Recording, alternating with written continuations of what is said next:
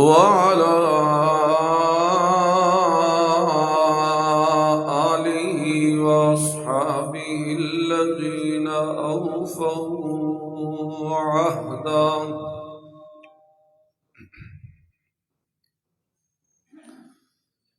صلى الله تبارك وتعالى على حبيبه محمد وعلى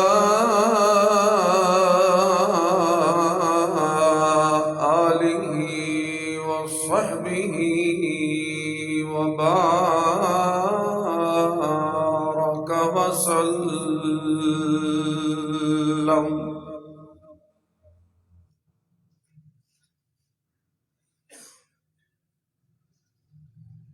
أما بعد فأعوذ بالله من الشيطان الرجيم. بسم الله الرحمن الرحيم.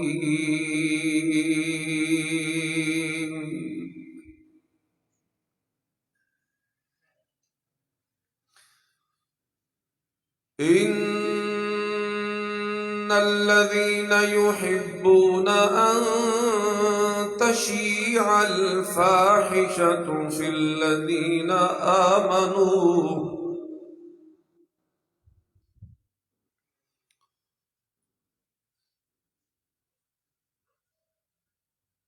أن تشيع الفاحشة في الذين آمنوا لهم عذاب عظيم.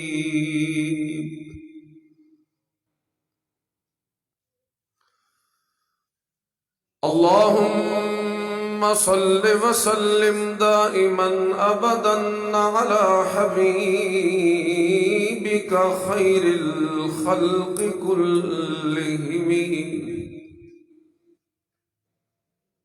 رب اشرح لي صدري ويسر لي أمري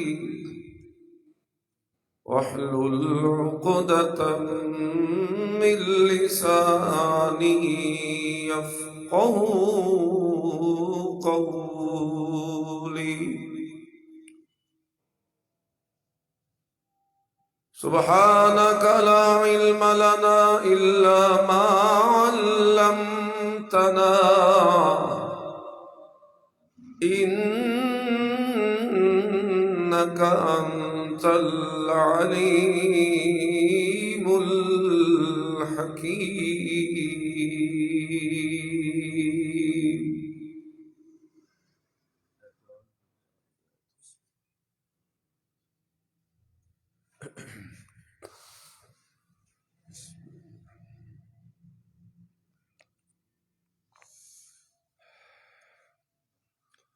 حضرات ذی وقار معزز محترم دوستو،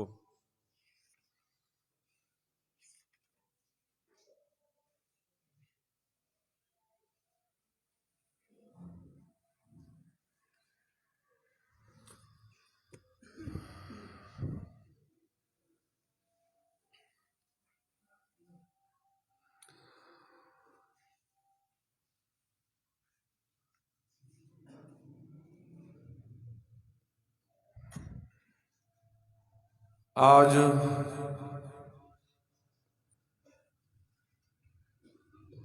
کے اس خطبہ جمعہ میں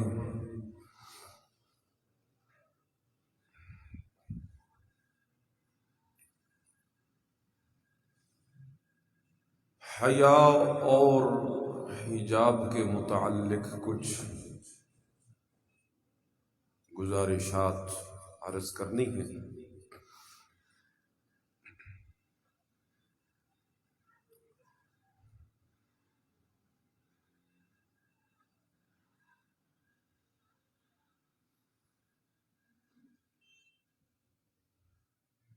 الہ العالمین نے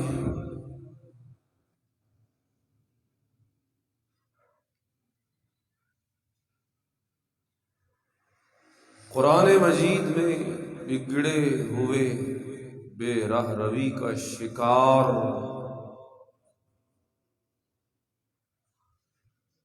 معاشرے کی اصلاح کے لیے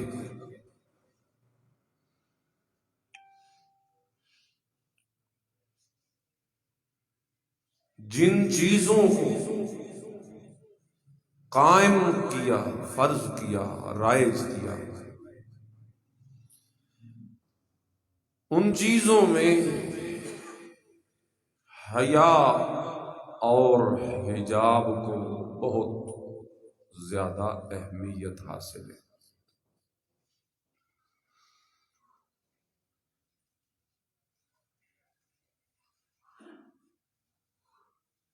جبکہ اس کے مقابلے میں شیطانی کھیل اور شیطان کا جال اور شیطان کا وسوسہ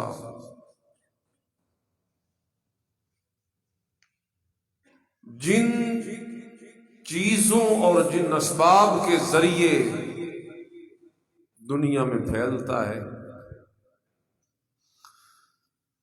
ان چیزوں میں سے بھی دو چیزیں بڑی اہمیت کی حامل ہیں، اور وہ ہیں شراب اور شباب۔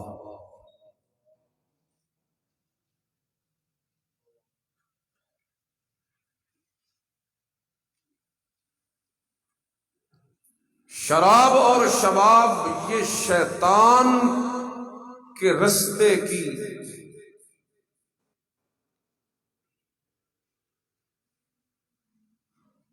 گویا آپ کہہ لیں سہولت کار ہیں۔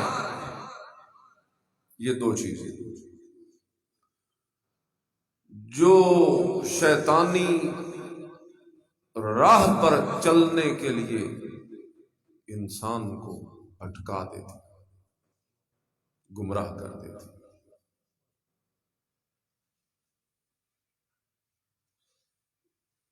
اور اللہ تبارک و تعالی نے شاید انہی کے مقابلے میں حیا اور حجاب کا تحفہ دیا۔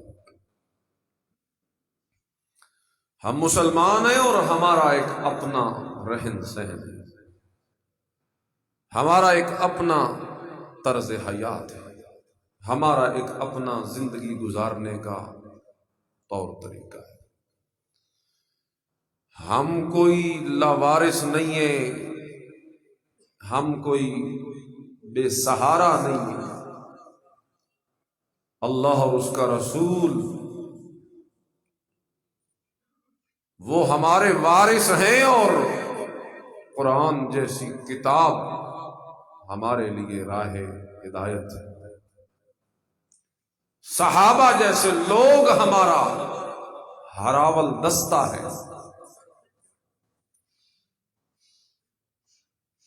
تو ہمیں جینے کے رنگ ڈھنگ یہ سارے جس طرح اسلام نے سکھائے ہیں وہ ہمارے لیے بہت کافی، شافی، وافی ہیں۔ ان طور طریقوں کے ہوتے ہوئے ہم غیروں کی نقالی کیوں کریں، یا ہمارے پاس کوئی چیز ہو نہ، لیکن یہاں ہمیں نظر آتا ہے کہ سب کچھ ہی ہمارے پاس ہے۔ دنیا تو علمی لحاظ سے بھی یتیم ہے۔ ساری تہذیبیں اور ساری اقوام یہ سب مسلمان قوم کے سامنے یتیم و مسکین نظر آتی ہے۔ جو روحانیت اور جو خزانے اور جو تحفے اور جو انعام اور جو اعزاز اور جو اکرام اور جو پیار اور محبت اللہ نے اسلام پسند مسلمان قوم کو دے رکھے، دنیا تو اس کے مقابلے میں بالکل محروم ہے۔ لیکن شوم یہ قسمت کہ ہماری کیسی سوچ بنتی جا رہی ہے آئے دن کہ ہم ان تمام اعزازات و اکرامات کے ہوتے ہوئے اپنے آپ کو احساس کم تری میں مبتلا کرتے ہیں، اور ہم ان تمام چیزوں سے روگردانی کرتے ہوئے اغیار کی طرف اپنی آنکھیں اٹھاتے ہیں، غیروں سے کچھ لینا چاہتے ہیں، حالانکہ ایک مسلمان کی یہ شان نہیں ہے۔ مسلمان کی شان یہ ہے کہ وہ اسلام قبول کرے تو پورا پورا اسلام کا ہو جائے، پورا پورا اسلام کا ہوگا، وہ اپنے ہر معاملے میں اسلام کو اپنا رہنما جانے، اپنے ہر معاملے میں اپنا مقتدا پیشوا رہنما قرآن کتاب و سنت کو مانے اور اس کی تعلیمات کو سمجھے اور ان پہ عمل کرے۔ اللہ اللہ، بہرحال وہ تو ایک پورا نظام ہے نا اسلام کا، میں اس میں سے دو چیزیں چن کے آپ کے سامنے رکھ رہا ہوں۔ روحانی طور پر جو چیزیں ہمارے معاشرے کو مضبوط کرتی ہیں، ہمارے ایمان کی روح ہیں، ہمارے ماحول کو تازگی بخشتی ہیں، ہمارے معاشرے کو تسکین دیتی ہیں، وہ حیا ہے، وہ حجاب ہے۔ جبکہ شیطان اپنا کھیل دنیا میں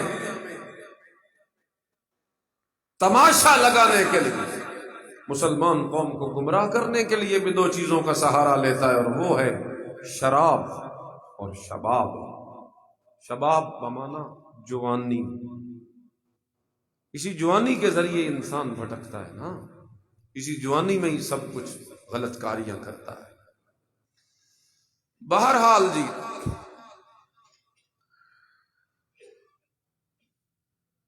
اللہ اکبر کبیرہ۔ قال النبی صلی اللہ علیہ وسلم الحیاء شعبۃ من الایمان۔ نبی کریم صلی اللہ علیہ وسلم نے ارشاد فرمایا، حیا ایمان کا شعبہ ہے۔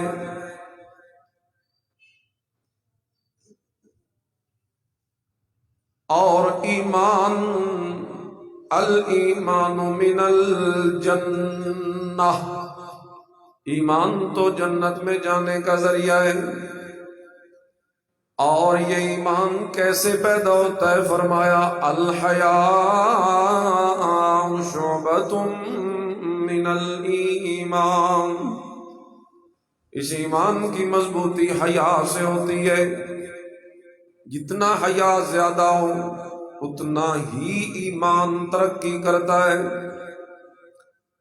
حیا اور ایمان یہ گویا لازم و ملزوم ہے۔ حیا ہے تو کہا جا سکتا ہے کہ ایمان ہے، اور اگر ایمان ہے تو پھر ضروری ہے کہ حیا بھی ہو۔ حیا کے بغیر ایمان نہیں، ایمان کے بغیر کبھی حیا نہیں۔ اللہ والبذاء من الجفاء، اور بدی، برائی، بے حیائی، یہ سب اللہ اللہ، بے حیائی جو ہے یہ سب برائی کے کام ہیں، اور ان کا ٹھکانہ اور انجام سوائے جہنم کے اور کچھ نہیں۔ اس لیے ہمیں حیادار مسلمان بن کے رہنا ہے۔ حیا ہمارے ایمان کو مضبوط کرتا ہے، حیا ہمارے ایمان کو ترقی دیتا ہے۔ میرے نبی کریم صلی اللہ علیہ وسلم نے بھی صحابہ کرام سے ایک مرتبہ فرمایا تھا، استحیوا من اللہ حق الحیاء، اے میرے یارو، اللہ سے حیا کرو اس طرح جس طرح حیا کرنے کا حق ہوتا ہے۔ صحابہ آگے سے کہنے لگے، انا نستحی یا رسول اللہ والحمد للہ، اللہ کا بڑا شکر ہے یا رسول اللہ، ہم حیادار ہیں، ہم حیا کرنے والے ہیں۔ اور میرے نبی کریم صلی اللہ علیہ وسلم نے آگے سے کیا فرمایا؟ لیس ذاکا، نہیں اس طرح نہیں۔ آؤ میں تمہیں حیا کا طریقہ بتاؤں۔ حیا کا طریقہ یہ ہے، من استحیا من اللہ حق الحیا،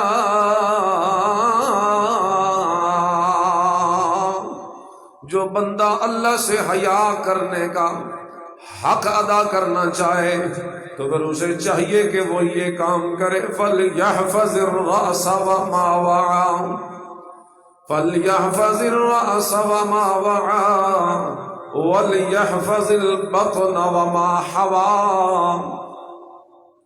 وَلْيَذْكُرِ الْمَوْتَ وَالْبِلَى۔ حیا کا حق اگر ادا کرنا چاہتے ہو تو یہ کام کرو کہ اپنے سر اور ان چیزوں کی حفاظت کرو جن چیزوں کو سر نے گھیر رکھا ہے، جو سر میں ان چیزوں کو ان کی حفاظت کرو۔ فَلْيَحْفَظِ الرَّأْسَ وَمَا وَعَى، سر میں کیا چیز ہے؟ آنکھیں بھی سر میں موجود ہیں، اسی سر کے ایریے میں تیری زبان بھی ہے، تیری آنکھیں بھی ہیں، تیرا دماغ بھی ہے، تیرے کان بھی ہیں۔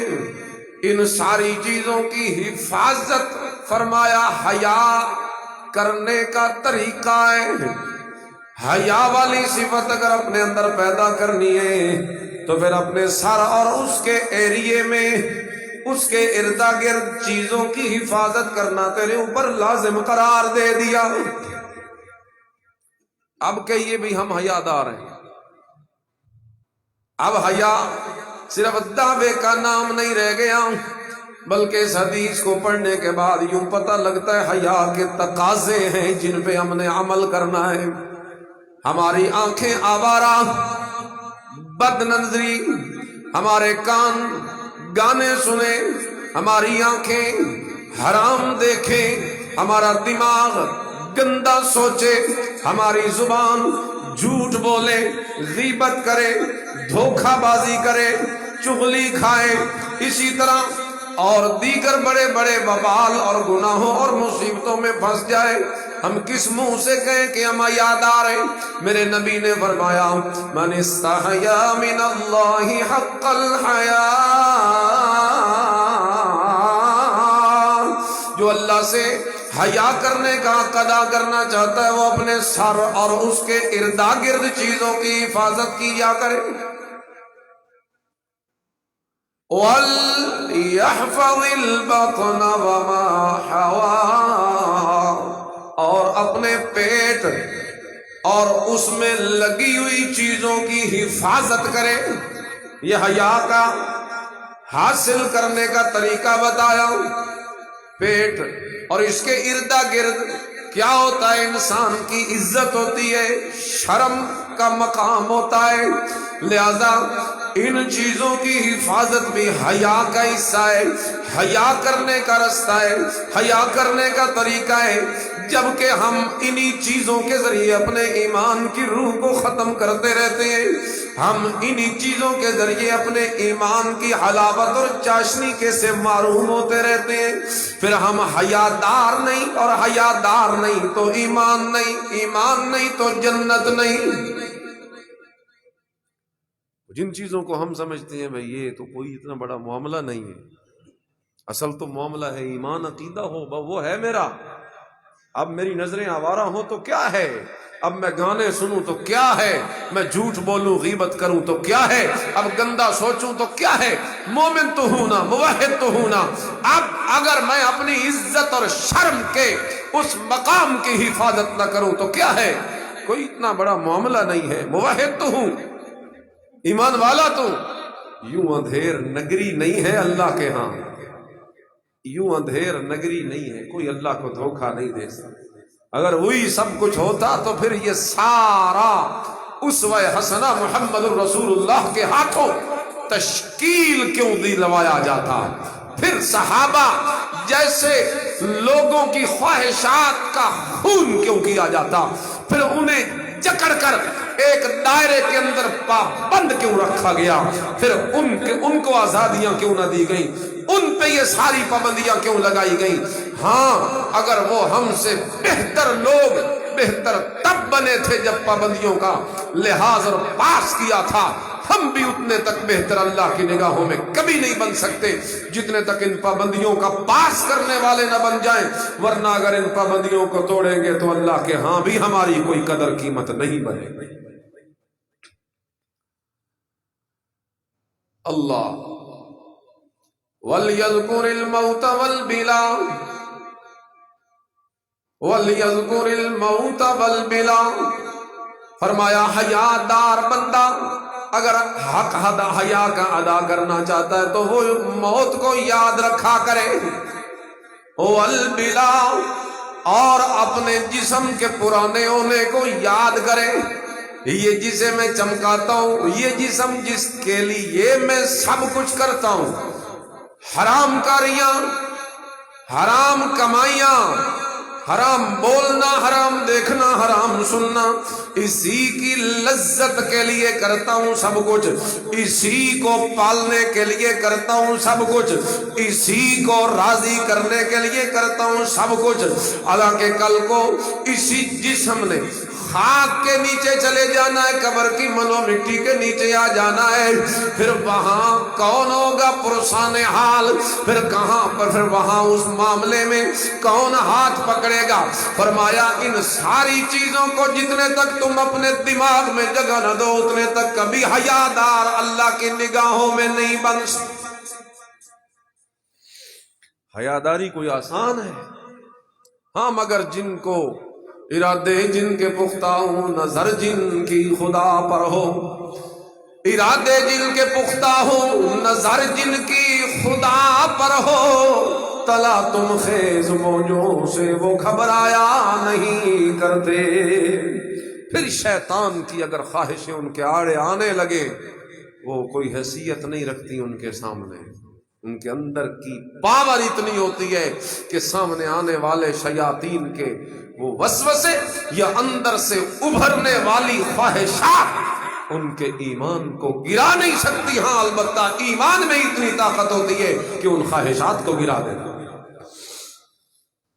ساری دین، ساری شریعت کا خلاصہ اگر مجھ سے پوچھو، میں اپنی سوچ آپ کو بتا رہا ہوں، نہ میں یہ کہیں سے پڑھا ہے، میں نے صرف قرآن و سنت کی تعلیمات کو پڑھتا ہوں، محسوس کرتا ہوں، مجھے یہی لگتا ہے پوری شریعت کا خلاصہ یہ ہے، اللہ انسان کے اندر ایک پاور پیدا کرنا چاہتا ہے، وہی پاور اور وہی چوکی اللہ لگانا چاہتا ہے انسان کے اندر، فکر آخرت والی، اللہ کے ڈر والی، کہ اگر یہ لگ جائے تو تمام معاملات اس انسان کے درست ہو سکتے۔ اگر جیسے بیماری سے بچنے کے لیے ڈاکٹر کہتے ہیں قوت مدافعت ہوتی ہے، وہ اگر قوی ہو تو بیماریاں آئیں بھی صحیح تو قوت مدافعت مقابلہ کر لیتی ہے۔ اتنا آسان جلدی جلدی بندہ بیمار نہیں ہوتا چھوٹے موٹے کیس میں یا چھوٹے موٹے معاملے میں یا تھوڑی بہت تھکاوٹ میں یا تھوڑے بہت کام کاج میں یا تھوڑی بہت مشقت میں۔ ہاں اگر قوت مدافعت کمزور ہو، ہلکی سی ہوا چلے گی، یہ بیمار بخار میں زکام میں پڑا ہوگا، تھوڑا سا کام کاج کرے گا اس کو بخار ہو جائے گا، رات کو کبھی جاگ لے گا بخار ہو جائے گا، بیمار ہو جائے گا۔ قوت مدافعت جس طرح ان ظاہری مادی بیماریوں سے روکنے کے کام آتی ہے، ساری شریعت کا خلاصہ یہ ہے قوت مدافعت، تیری روحانی قوت مدافعت پیدا کرنے کے لیے اللہ نے نبی بھی بھیجے ہیں، اللہ نے کتابیں بھی اتاری ہیں، اللہ نے سارا انتظام تیرے اندر ایک روحانی طاقت کے پیدا کرنے کے لیے کیا۔ یہ دین کا خلاصہ ہے۔ اگر روحانی طاقت اندر ہے تو اللہ کے ہاں مومن ہے، حیادار ہے، سب کچھ ہے، اور اگر تو سب کچھ ہے لیکن تیرے اندر پاور نہیں گناہوں کو روکنے کی، تم کچھ بھی نہیں، تو کچھ بھی نہیں۔ تیرے اندر پاور ہونی چاہیے اپنے آپ کو روکنے کی۔ دنیا کے سامنے بہادر بنا پھرتا ہے اور اپنے نفس کو روک نہیں سکتا۔ دنیا کو روکتا پھرتا ہے، بہادریاں جتاتا پھرتا ہے، اور اپنی خواہشات کو تو نہیں روک سکتا۔ وہ کون سا بہادر؟ بزدل ہے اللہ۔ اس لیے حیادار بنیے، اپنی روحانی طاقت بڑھائیے۔ حیا انسان کی روحانی طاقت، حیا تاج ہے ہمارا، اگر یہ اتر جائے۔ قال النبی صلی اللہ علیہ وسلم اذا لم تستحی اصنع ما شئت، فرمایا سب نبیوں کی یہ بات برابر کہی گئی، ہر نبی نے یہ بات کہی۔ نبیوں کے کلام میں سے یہ بات ہے کہ اگر تیرے اندر حیا نہ رہے ففعل ما شئت فاصنع ما شئت، پھر جو تیرے دل میں آئے تو کرتا جا، تیرے اوپر کوئی پابندی نہیں، کوئی تجھے پوچھنے والا نہیں، کیونکہ تو بے حیا ہو چکا ہے شریعت کی نظروں میں۔ ہاں اگر تو حیا دار ہو پھر پابندیاں بھی ساری تیرے لیے ہیں، اور یہ پابندیاں کسی غلامی میں جکڑنے کے لیے نہیں، رب کعبہ کی قسم یہ اللہ کی لگائی ہوئی پابندیاں تجھے دنیا کی پابندیوں سے تیری جان چھڑانے کے لیے۔ ان پابندیوں پہ عمل کرنے کے نتیجے میں تجھے عبدی آزادی ملنے والی ہے۔ یہ کتنے دن تک رہے گی تیری جوانی، یہ کتنے دن تک رہے گا تیرا حسن، یہ کتنے دن تک رہے گی تیری طاقت، یہ کتنے دن تک رہے گا تیرا مکان، یہ کتنے دن تک رہے گا تیرا بنگلہ، یہ کتنے دن رہے گی تیری ٹھاٹھ باٹھ، یہ کتنے دن رہے گی تیری شان و شوکت۔ اور مٹا دے اپنی ہستی کو اگر کچھ مرتبہ چاہے کہ دانا خاک میں مل کر گلو گلزار ہوتا ہے۔ جتنے تک اپنی ہستی کو اللہ کے احکامات کے سامنے مٹانے والا نہ بن جائے، جھکانے والا نہ بن جائے، اتنے تک کبھی اللہ کے ہاں تجھے کوئی عزت یا وقار یا احترام یا انعام نہیں مل سکتا۔ اس لیے شریعت کی تعلیمات پہ عمل کیجئے میرے بھائی، حیادار بن جائیے۔ یہ فروری کا مہینہ ہے، اس کی 14 تاریخ کو کس طرح بے حیائی کا عالمی دن منایا جاتا ہے، کس طریقے سے تیری میری ماں بہن، وہ کس طریقے سے بیٹیاں ہماری ایک دوسرے کے ساتھ میل ملاقات کے لیے ایک دوسرے کے قریب ہونے کی کوشش کرتی ہیں، ایک دوسرے کو پھول دیے جاتے ہیں، ایک دوسرے کو کارڈ پیش کیے جاتے ہیں، حالانکہ یہ بالکل کتنا بڑا وہ ایمان سوز معاملہ ہے۔ اس معاملے کے نتیجے میں تیرا ایمان، تیرے میرے ایمان کی روح جل جاتی ہے، اندر سے پاور ساری کی ساری ختم ہو جاتی ہے۔ اس لیے اللہ تعالیٰ کا یہ حکم ہے، یہ جتنے حیا اور پردے کے حکم ہیں یہ سارے تیرے میرے ایمان کی طاقت کو بڑھانے کے لیے اللہ نے دے رکھے ہیں۔ اور اللہ تبارک و تعالیٰ قرآن کریم میں ایک حیادار خاتون کا اللہ قرآن میں ذکر کرتا ہے، اور اللہ فرماتے ہیں شعیب علیہ السلام کی بیٹی تھی، شعیب علیہ السلام کی بیٹی تھی، شعیب علیہ السلام کی بیٹی ہے صفورہ، جاءت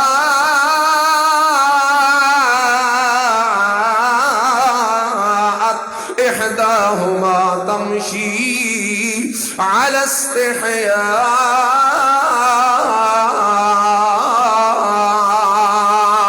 اللہ فرماتی ہیں وہ چلتی ہوئی آ رہی تھی جس وقت موسیٰ پیغمبر نے ان کی بکریوں کو پانی پلا دیا۔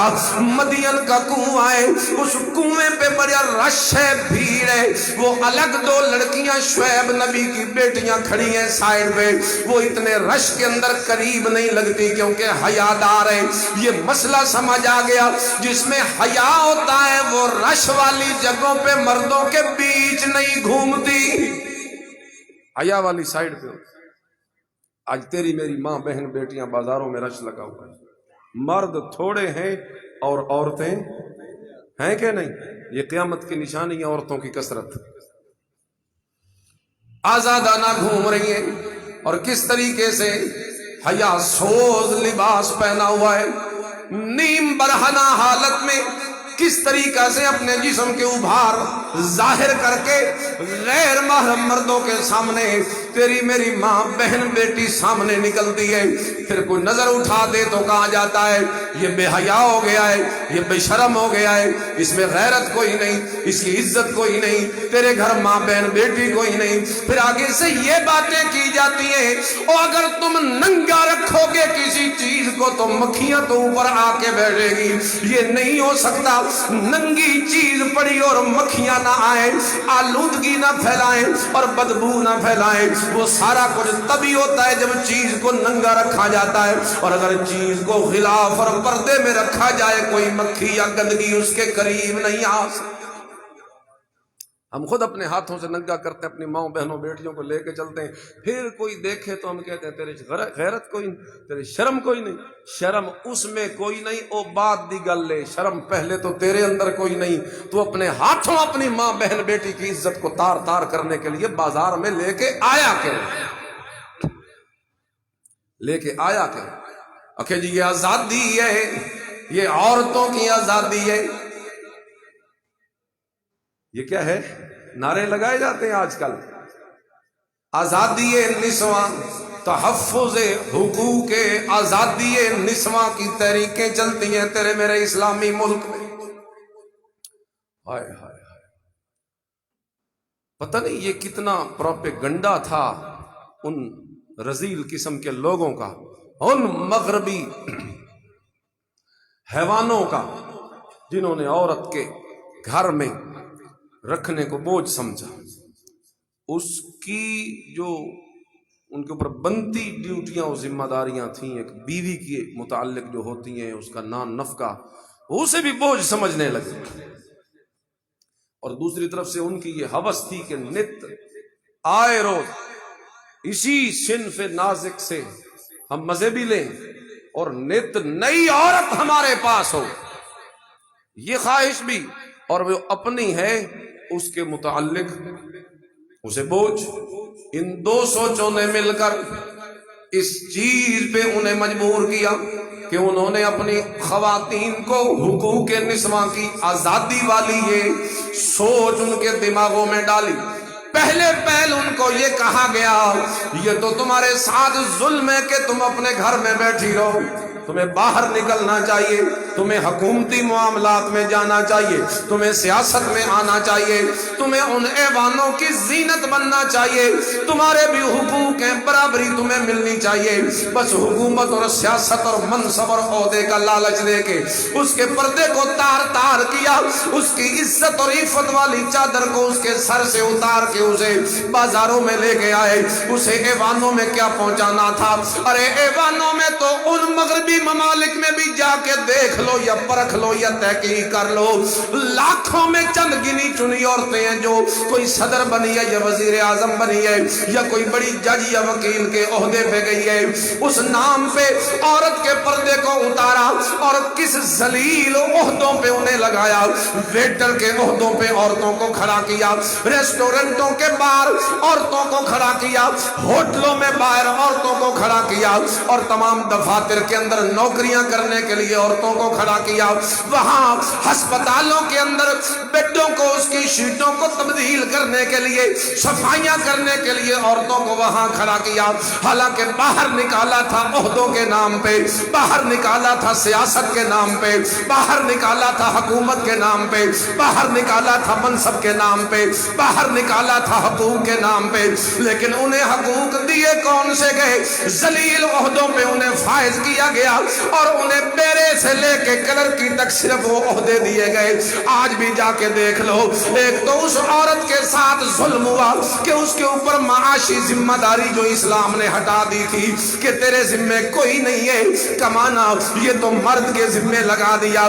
وہ باہر سے خون پسینے کی کمائیاں لے کے آئے گا، سارا دن محنت کر کے تیرے جھولی میں عزت سے تیرے گھر میں کھانا پہنچائے گا، تجھے معاش کرنے کی فکر کوئی نہیں ہے، اور تو گھر میں رہے، تو گھر کی ملکہ ہے، تو نے گھر میں اپنی اولاد کو پالنا ہے، تو نے ان کی تربیت کرنی ہے، تو نے ان کے کردار کو سنوارنا ہے، تو نے ان کے عادات کو اچھا کرنا ہے، تو نے ان کے اطوار کو بنانا ہے، تو نے ان کے اخلاق کو سنوارنا ہے۔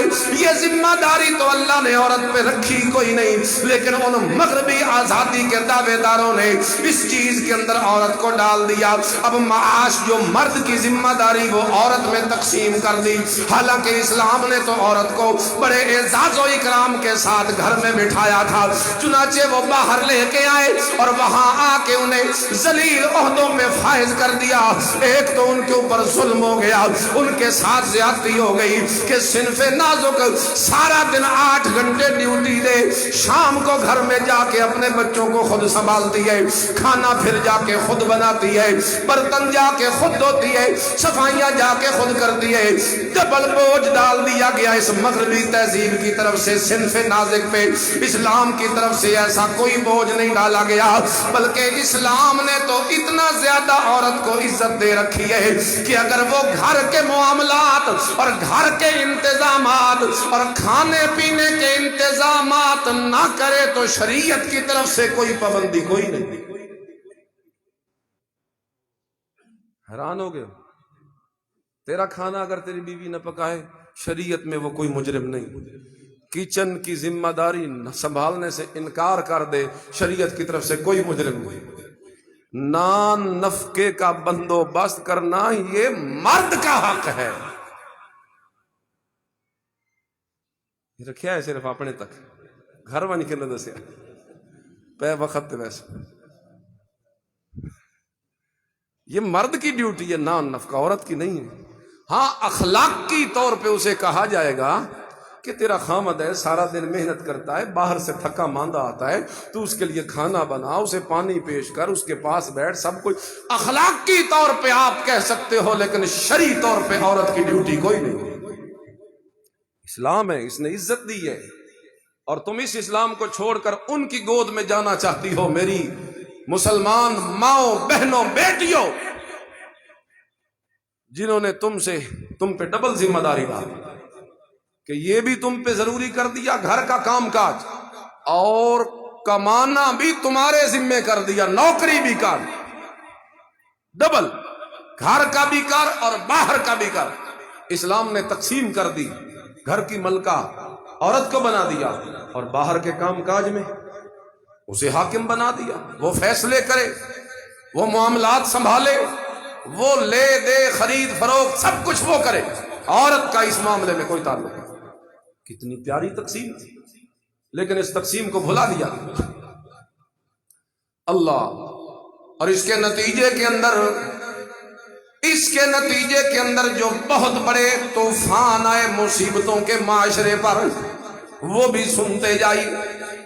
عورت گھر کی 4 دیواری سے باہر نکلی، ایک تو اس پہ بوجھ آ گیا، اور نمبر 2 حیا رخصت ہو گیا، بے رہ روی عام ہو گئی، زناکاری عام ہو گئی۔ کیونکہ عورت میں اللہ نے ایک کشش رکھی ہے، مرد اس کی طرف مائل ہوتا ہے، یہ اللہ نے فطرت میں رکھ دیا۔ وہ 4 دیواریں میں پردے میں اندر رہے تو اس کی نگاہیں، اس کا جسم صرف ایک کی نگاہوں کے لیے خاص رہتا ہے، اس کی عزت برقرار رہتی ہے، اس کا وقار اور اس کی تعظیم برقرار ہے۔ باہر نکلے تو ہر کسی کی نگاہیں اس پہ پڑتی رہتی ہیں، بے رہ روی بھی عام ہو گئی۔ اسی آزادی نسواں کا یہ وبال پڑا کہ بے رہ روی عام ہو گئی، اسی حقوق تحفظ نسواں اور اس آزادی کا یہ دوسرا وبال پڑا، زناکاری عام ہو گئی، بے پردگی عام ہو گئی۔ جنسی جذبات کو کنٹرول نہ رکھ سکا پھر نوجوان، جنسی جذبات بھڑکنے لگے اور سارا معاشرہ تباہی کے گھاٹ اتر گیا۔ جبکہ اللہ کے قرآن نے کتنا خوبصورت حکم دیا تھا، اور اللہ کا قرآن کہتا وَقَرْنَ فِي بُيُوتِكُنَّ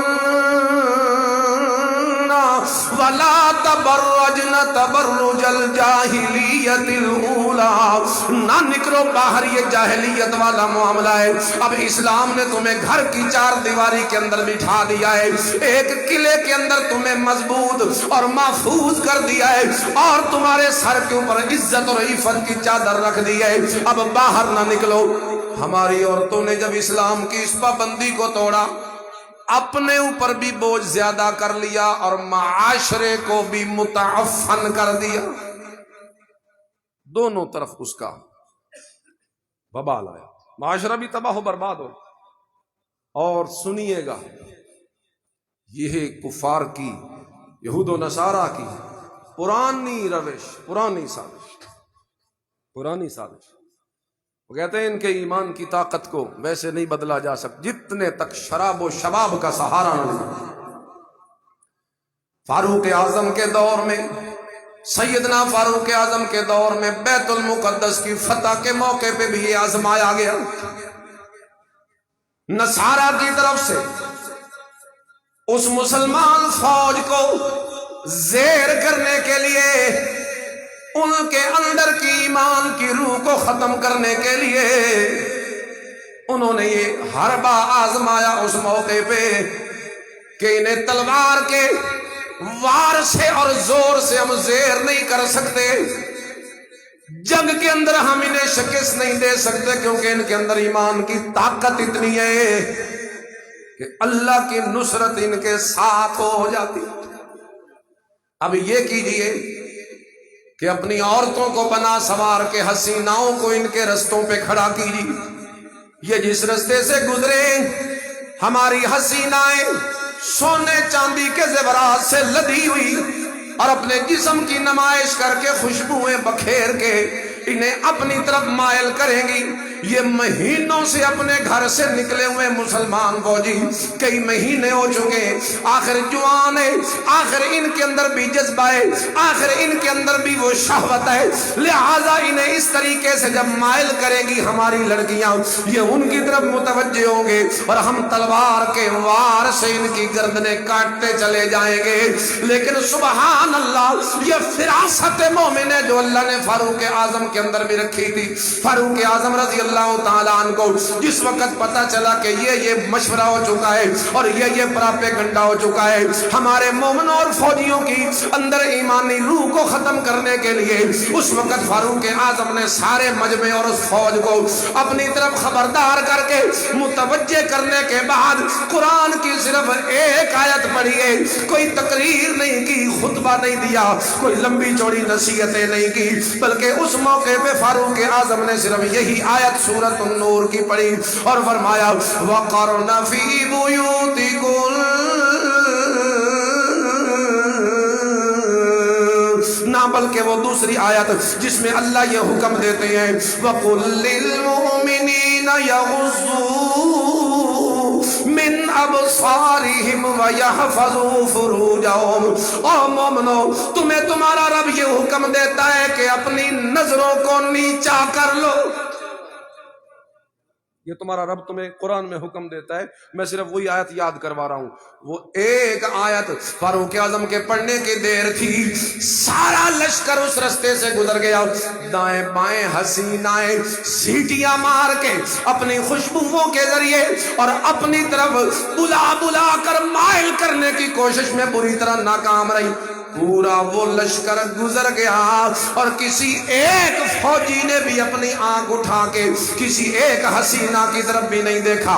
لہٰذا کبھی تو یوں ہوا کرتے تھے مسلمان، اور کفار نے بھی ہمیشہ انہی طریقوں سے مسلمانوں کو ورغلانے کی کوشش کی ہے، انہی طریقوں سے مسلمان کی روح کو ختم کرنے کی کوشش کی ہے۔ لہٰذا وہ تو تھے پکے ایمان والے، وہ تو کہ بچ، اور آج پھر وہی حربہ ہمارے اوپر کیا جاتا ہے تو ہم بڑے شوق سے اس میں ملوث ہو جاتے ہیں۔ جب ملوث ہوتے ہیں شراب و کباب اور شباب میں تو ہمارا ایمان ختم ہو جاتا ہے، ہمارے ایمان کی وہ حیرت حمیت ختم ہو جاتی ہے۔ اس لیے پردہ اپنے گھروں میں رائج کیجئے، اپنی ماؤں بہنوں بیٹیوں کو پردہ سکھائیے، حیا سکھائیے، حیا کا ماحول دیجئے، اپنے گھر کے اندر حجاب کا رواج عام کیجیے۔ کہتے ہیں جی وہ چہرے اور ہاتھ کو کھولنے کی تو اجازت ہے نا بھائی، وہ ستر ہے جس میں چہرہ اور ہاتھ کھلے ہیں، وہ کیا ہے؟ ستر۔ ایک ہوتا ہے ستر اور ایک ہوتا ہے حجاب۔ سمجھو ذرا مسئلہ، ایک ہوتا ہے ستر، ایک ہوتا ہے حجاب۔ ستر ہوتا ہے نماز کے لیے، جس طرح یہ نماز کا ایک فرض ہے نا کہ ستر یعنی جو چھپانے کی جگہ ہیں وہ چھپی ہوئی ہوں تب نماز ہوتی ہے، تو چہرے اور ہاتھوں کو عورت کے لیے کھولنا ستر میں شامل ہے، یعنی جب نماز پڑھنے لگے تو چہرے اور ہاتھوں کو کھول دے۔ لیکن حجاب پردہ ہے، پردے کے اندر عورت کا جسم سر کے بالوں سے لے کے پیر کی چھوٹی انگلی تک، وہاں سے لے کے سر کی چوٹی تک عورت کا پورا جسم، یہ سارا حجاب میں ہے، سارا پردے میں ہے۔ یہ شریعت کا مسئلہ ہے، سمجھ آ گیا؟ ستر اور ہے، اور حجاب وہ جو چہرہ اور ہاتھوں کو کھولنے کی بات ہے وہ ہے ستر کے لیے، وہ پردے کے لیے، وہ حجاب کے لیے نہیں۔ حجاب میں اچھا اگر چہرہ کھلا رکھے مجھے بتائیں، قرآن کہتا لا یبدین زینتہن، اے ایمان والو مومنوں کو کہو اپنی، ان مومنہ عورتوں کو کہو اپنی زینت کو ظاہر نہ کریں۔ زینت کہتے ہیں خوبصورتی کو۔ مجھے بتاؤ عورت کی خوبصورتی کا سب سے بڑا مقام کون سا ہوتا ہے؟ بولو، چہرہ ہوتا ہے نا۔ خوبصورتی کا سب سے بڑا مقام چہرہ ہوتا ہے، اور اللہ کا قرآن کہتا ہے خوبصورتی ظاہر نہ کرو، تو چہرہ تو خود اس میں آ گیا۔ اگر باقی سارا جسم آپ نے برقع پہنا ہوا ہے عورتوں نے، خواتین نے، لیکن ان کا چہرہ ننگا ہے تو زینت تو ظاہر ہے۔ اللہ الٹ دی جب نقاب رخ تو پھر کیا پاک دامنی، الٹ دی جب نقاب رخ تو پھر کیا پاک دامنی، کہ چہرہ کھولنا در پردہ ہے تمہید عریانی۔ یہ اس عریانی اور فحاشی کی تمہید ہے، یہیں سے شروع ہوتا ہے کام، یہیں سے شروع ہوتا ہے کام۔ اور چہرے کو با پردہ رکھ کے نقاب اور حجاب میں رہنا، یہ ہے عین اقتضائے انسانی۔ اور جس آزادی کے تم خواہاں ہو وہ ہے خوئے حیوانی۔ جو آزادی تم رائج کرنا چاہتے ہو دنیا کے اندر، اس ماحول اور معاشرے کے اندر، وہ حیوانوں والی آزادی۔ وہ کیا ہے؟ اگر جسم کو ننگا کرنا آزادی ہے تو پھر سب سے بڑے آزاد تو جانور ہو گئے نا، حیوان ان کا جسم سارا ننگا ہوتا ہے۔ وہ آزادی اس پردے میں ہے۔ ہائے ہائے، یہ پردہ میری ماں بہن بیٹی کے جسم پہ ہوگا، چہرے پہ ہوگا، گندی نظروں سے آزاد ہو جائے گی، گندے خیالات سے آزاد ہو جائے گی، گندے لوگوں سے آزاد ہو جائے گی، گندے ذہنوں سے آزاد ہو جائے گی، گندے معاشرے سے آزاد ہو جائے گی، گندی دنیا سے آزاد ہو جائے گی۔ فاطمہ بنت محمد کی روحانی بیٹی جب پردہ کرے گی، حجاب کرے گی، سبحان اللہ، وہ جنت میں فاطمہ الزہرا کی رفاقت میں ہوگی۔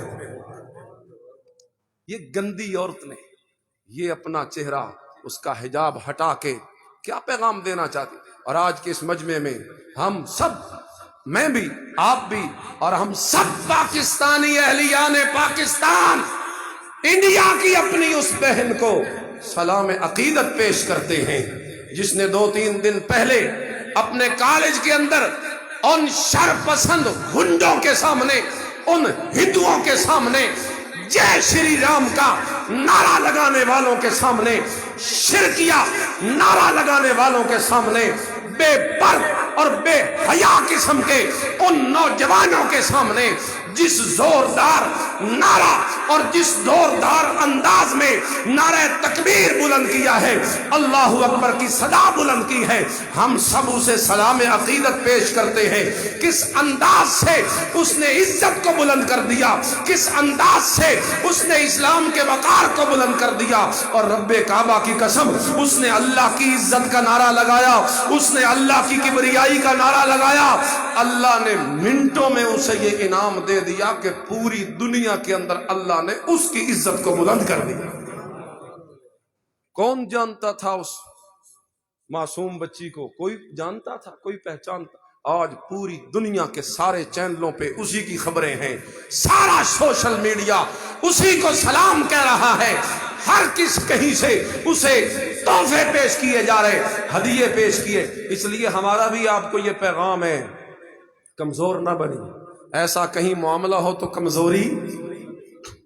کمزوری جو ہے نا، یہ ایسا جرم ہے دنیا کبھی معاف نہیں کرتی۔ اگر وہ اس موقع پہ ڈر جاتی، پیچھے ہٹ جاتی، کہاں ہوتا وہ کام؟ پتہ نہیں اب اس کے نتیجے میں اس شر میں کتنے خیر کے پہلو نکلیں گے۔ انشاءاللہ ہمیں امید ہے یہ ایک شر کا واقعہ ہوا، لیکن اس سے خیر کے بڑے پہلو نکلیں گے، لہٰذا یہ بہادری کی وجہ سے ہوا ہے۔ اگر ہم کمزور بن جائے تو کچھ نہیں ہوتا۔ کہتے ہیں کبھی گوشت نہ کھاتا تھا ماری، سنیے گا 1-2 منٹ، کہتے ہیں کبھی گوشت نہ کھاتا تھا ماری۔ علامہ اقبال کہتا ہے، ماری بہت بڑا شاعر تھا، کہتے ہیں کبھی گوشت نہ کھاتا تھا ماری، پھل پھول پہ کرتا تھا ہمیشہ گزر اوقات۔ ایک دن ایک دوست نے بھونا ہوا تیتر اسے بھیجا کہ شاید کہ یہ شاطر اسی ترکیب سے ہو ماں، کہ اسی ترکیب سے شاید گوشت کھا لے۔ معری بڑا شاعر ہے، عرب کا شاعر ہے، گوشت نہیں کھاتا تھا۔ ایک دن ایک دوست نے بھونا ہوا تیتر اسے بھیجا، شاید کہ یہ شاطر اسی ترکیب سے ہو ماں۔ وہ خوان تر و تازہ معری نے جو دیکھا، سامنے بھنا ہوا، مسالے لگے ہوئے، خوشبوئیں مہکتی ہوئی، وہ خوان تر و تازہ معری نے جو دیکھا، اللہ اللہ، وہ خوان تر و تازہ معری نے جو دیکھا، کہنے لگا وہ صاحب غفران و لزومات، اس کی 2 کتابیں ہیں غفران و لزومات شاعری کی، کہنے لگا وہ صاحب غفران و لزومات، اے مرغ کے بیچارہ ذرا یہ تو بتا تو تیرا وہ جرم کیا ہے، یہ ہے جس کی مکافات۔ اے پرندہ مجھے یہ تو بتا تیرا جرم کیا ہے کہ تجھے پکڑا گیا، پھر تجھے کاٹا گیا، پھر تیرا بوٹیاں بنائی گئی، پھر تیری کھال اتاری گئی، پھر تجھے بھونا گیا، پھر تجھے اب مثالے لگائے گئے۔ اور بیچارہ پرندہ تیرا جرم کیا ہے؟ اے مرغ کے بیچارہ ذرا یہ تو بتا تو تیرا وہ جرم کیا ہے، یہ ہے جس کی مکافات۔ افسوس صد افسوس کہ شاہین نہ بنا تو۔ خود علامہ کہتا ہے، اے کاش تو شاہین ہوتا، تو زمین پہ نہ ہوتا، تیری فضا بلند ہوتی، تیری پرواز اونچی ہوتی، تیری ہمت اوپر ہوتی، کوئی جتنے تیر مارتا رہتا، تیری پرواز اتنی اونچی ہوتی کہ کسی کا تیر تجھے لگتا ہی نہ، تیری ہمت اتنی ہوتی کہ ہر تیر کا تو مقابلہ کر لیتا۔ افسوس صد افسوس کہ شاہین بنا تو، دیکھے نہ تیری آنکھ نے قدرت کے اشارات، اگر تو بلندیوں پہ جاتا تجھے کتنی بلندیاں ملتی۔ پھر اینڈ پہ علامہ اقبال نتیجہ دیتا ہے اپنی نظم کا، اور علامہ اقبال کہتا ہے تقدیر کے قاضی کا یہ فتویٰ ہے ازل سے، تقدیر کے قاضی کا یہ فتویٰ ہے ازل سے، تقدیر کے قاضی کا یہ فتویٰ ہے ازل سے، ہے جرم ضعیفی کی سزا مرگ مفاجات۔ جو بندہ کمزور ہو جاتا ہے یہ دنیا اسے کبھی معاف نہیں کرتی۔ تو کمزور تھا، تجھے پکڑ لیا گیا، تجھے ذبح کر دیا گیا، لیکن اگر تو کمزور نہ ہوتا، تو شاہی ہوتا، تو بہادر ہوتا، بلندیوں میں تیری پرواز ہوتی، ہمت تیری اونچی ہوتی، جذبہ تیرا اونچا ہوتا، اڑان تیری اونچی ہوتی، کوئی تجھے پکڑ نہ سکتا، ذبح نہ کر سکتا، زیر نہ کر سکتا، گرا نہ سکتا۔ بس یہی میں بھی پیغام دیتا ہوں اپنے مسلمان بھائیوں کو، اپنی بہنوں کو، کہ جس طریقے سے اس بہادر بیٹی نے بہادری کا مظاہرہ کیا ہے، ہمیں بھی ایسے موقعوں پہ ڈٹ جانا چاہیے۔ کفر جھاگ کی طرح ہوتا ہے، حق والا تھوڑا سا ڈٹ کے کھڑا ہوتا ہے، وہ جھاگ کبھی اس حق کا مقابلہ۔ اللہ سے دعا ہے اللہ ہمیں یہ غیرت نصیب فرمائے۔